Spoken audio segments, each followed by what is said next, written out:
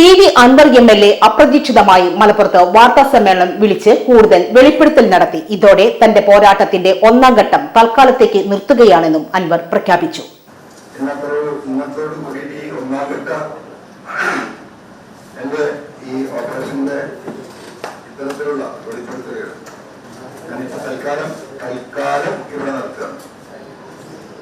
മുഖ്യമന്ത്രിയെ നാളെ പോയി കാണണം എന്നാണ് ആഗ്രഹിക്കുന്നത്.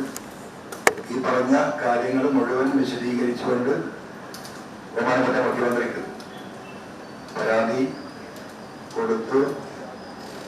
കേരളത്തിലെ നല്ല IPS ഓഫീസർമാരാണ്. ഏത് കേസും കണ്ടെത്താൻ കഴിയുന്ന IPS അല്ലാത്ത IPS ലഭിക്കാത്ത നല്ല മിടുക്കന്മാരായ സത്യസന്ധരായ ഒരു കാലിച്ചായ പോലും ഒരാളോടും വാങ്ങി കുടിക്കാതെ ഈ സേനയിലേക്ക് കടന്നു വരുമ്പോൾ അവരെടുത്ത സത്യപ്രതിജ്ഞ അതേപടി പാലിച്ച് ജീവിക്കുന്ന നല്ല നല്ല ഉദ്യോഗസ്ഥരുണ്ട്. ആ ഉദ്യോഗസ്ഥരുടെ ഒരു സ്പെഷ്യൽ ഇൻവെസ്റ്റിഗേഷൻ ടീം ഉണ്ടാക്കി വളരെ ഉന്നതനായ വിശ്വസ്തനായ ഒരു പോലീസ് ഓഫീസറുടെ നേതൃത്വത്തിൽ ബഹുമാനപ്പെട്ട മുഖ്യമന്ത്രിയോട് ഞാൻ അഭ്യർത്ഥിക്കാൻ പോകുന്നത് ഒരു റിട്ടയർഡ് ജഡ്ജിയെ ഈ കേസിന്റെ നിരീക്ഷണത്തിന് ഏർപ്പെടുത്താൻ കഴിയുമെങ്കിൽ അതുകൂടി സാധ്യമാക്കിക്കൊണ്ട് ഈ കേസുകൾ പരിശോധിക്കപ്പെടേണ്ടതുണ്ട്. ഈ കൽപ്പറ്റുകൾ ഈ സേനയിൽ നിന്ന് പുറത്തുപോയി അവർ ചെയ്ത കുറ്റത്തിന് ഇന്ത്യയിലെ ശിക്ഷാ നിയമങ്ങൾ എന്താണോ അതിന് വിധേയരാകേണ്ടതുണ്ട്.